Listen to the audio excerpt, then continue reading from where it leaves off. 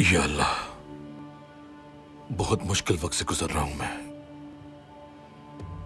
एक तरफ खुशी का समा है और दूसरी जानिब गम का। खुशी इस बात की है कि जल्द तू मुझे औलाद अता करने वाला है,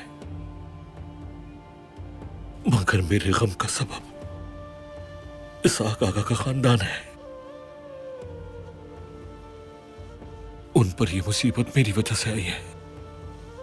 दिल छलनी है मेरा, मगर दसबीना को मैं कुछ नहीं बता सकता। उसकी और अपने बच्चे की सलामती की खातिर।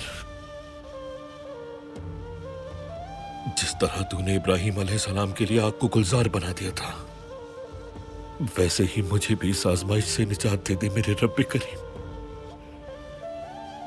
इसहाक आका को सब्र जमील अता फरमा।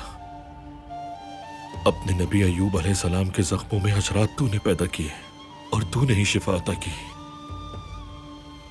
सिर्फ तू ही है जो मेरे दर्द का दरमान है। रहम कर मुझ पर।